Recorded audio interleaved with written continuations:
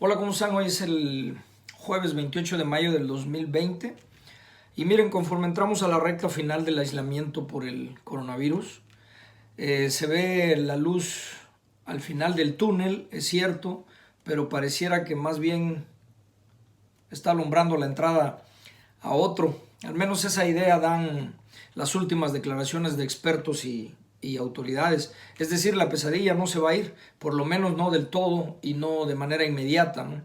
Aún no se sabe si el coronavirus llegó para quedarse, como esas viejas pandemias que en el pasado asolaron al mundo y que de vez en vez regresan para recordarnos lo frágil que es la vida humana. Pero lo que sí sabemos es que la ciencia no ha encontrado cómo neutralizarlo, no todavía.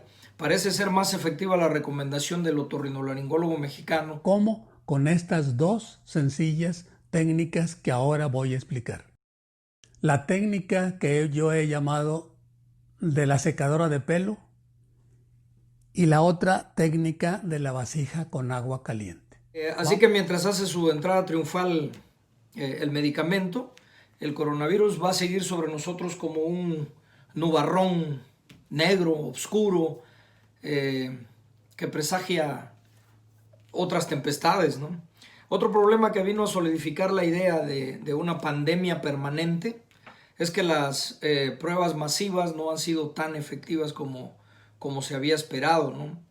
Y bueno, si a ello le sumamos a los escépticos, también a estos otros que les vale madres la vida y a los que creen que la gente muere por una gran conspiración mundial, bueno, pues el futuro, la verdad que al menos el inmediato, se ve caótico, ¿no? Los números, miren, siguen creciendo, esa es la verdad. Hay que tomarlos en cuenta. Es fácil, es cierto también que es fácil confundirse con los números locales porque la verdad que eh, pues las autoridades hablan mucho del aplanamiento de la curva y ya que todo va para abajo y entonces nos quedan dudas entre los números de personas fallecidas y contagiados y las que se recuperan, etcétera, y que las hospitalizaciones y que todo eso es cierto también, pero hablando de cómo va el coronavirus, tenemos que voltear la mirada hacia los números mundiales, que por cierto hoy están en 5.693.000 personas o contagios y eh, 356.000 personas fallecidas, lo cual son cantidades realmente serias. Entonces, si seguimos estos números al siguiente día, es decir, mañana, pues podemos darnos cuenta que el mundo sigue siendo rehén de esta cosa, ¿no? De este maldito bicho.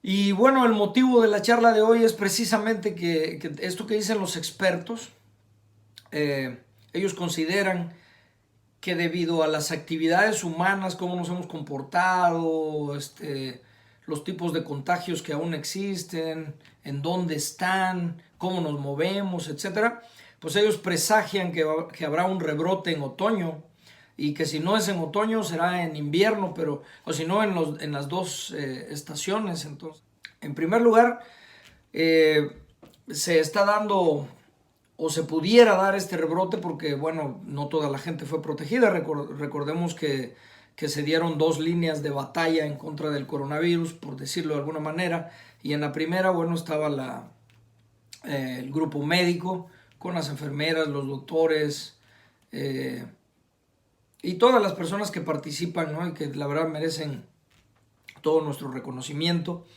Eh,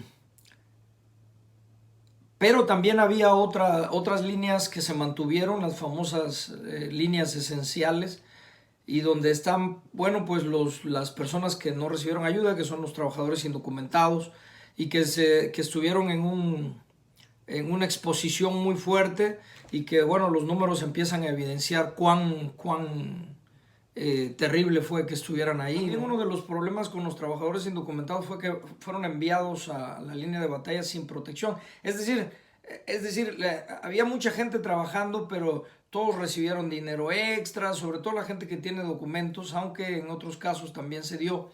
Pero en general, muchas personas se fueron a trabajar sin seguro médico, ¿no? Que eso, por cierto, que el seguro médico y sus alcances tienen que entrar en un proceso de revisión porque deberían de cubrir todo o casi todo, todos los servicios que enfrenta una persona para curarse, para ir a ver al doctor. Y la verdad que un montón de dinero se dilapida en torno a esta forma de aseguramiento que existe en los Estados Unidos. Uno va al doctor, se paga un poco de dinero ahí, el doctor envía si uno necesita hacer análisis, etc.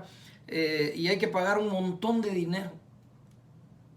Yo creo, los que van al doctor lo saben de una manera clara, saben de qué estoy hablando, pues es mucho dinero el que se mete, porque además si ustedes toman en cuenta que un seguro particular cuesta entre 70 y $80 pongamos, semanal para una persona y su hijo, nada más, no familiar, porque el familiar es más caro.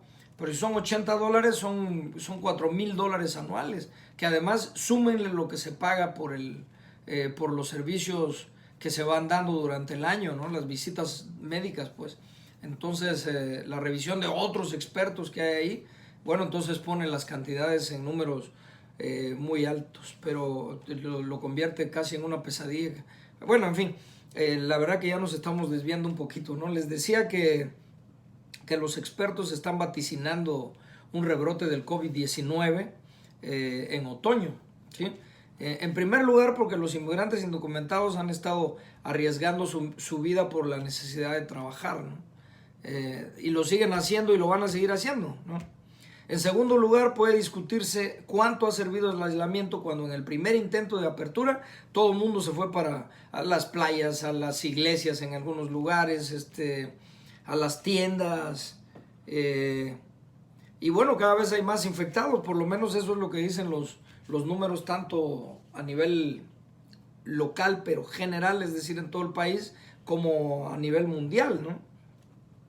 Y bueno, también tiene que ver con esas exigencias. Les decía yo en algún caso que son malentendidas los pedidos de esas exigencias de libertad, pues son unas exigencias mal entendidas.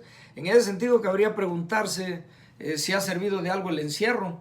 En términos generales, salvo a los indocumentados y las personas que continúan trabajando, el gobierno les ha pagado por ese aislamiento. Y la verdad, quienes reciben la ayuda o quienes han recibido las ayudas saben que no es poco. Es decir, en muchos casos reciben más o mucho más de lo que estaban recibiendo cuando trabajaban. Pero bueno, eso es aparte, ¿no? En tercer lugar, también tenemos que ver que esta exigencia de salida ha terminado en el rompimiento de las reglas básicas de cuidado, puesto que lo primero que hacemos es reunirnos, buscar a quienes no hemos visto, lo cual está bien, pues, pero todos sabemos que la infección sigue latente, puesto aun cuando no lo digan, nos enteramos de muchos casos de infecciones de coronavirus que no requirieron hospitalización. Ese es el problema. Es decir, si rompemos sin orden el aislamiento, el vaticinio de los expertos podría hacerse realidad. Eso está claro, ¿no? Bueno, en cuarto lugar también destacan las fallidas pruebas que se han realizado. En muchos casos los errores se deben a que las personas se hacen la prueba y después de la prueba se van a visitar a personas que pudieran estar infectadas. En caso positivo se infectan y bueno, de nada sirvió el examen, ¿no? Así que, en fin, la plática de hoy fue para buscar protegernos, para recordarles que tenemos que protegernos y que al volver a la nueva normalidad, que bueno, de normal la verdad que no tiene nada, protegiéndonos protegemos a los demás. Miren, podemos regresar con esas ansias desesperadas de volver a lo que añoramos, ¿no? A nuestros lugares, a nuestras personas, a nuestras aficiones, pero lo tenemos que hacer con responsabilidad, y con esa responsabilidad, con esa experiencia de quien ha visto morir a o por lo menos he escuchado que han muerto miles de seres humanos, ¿no?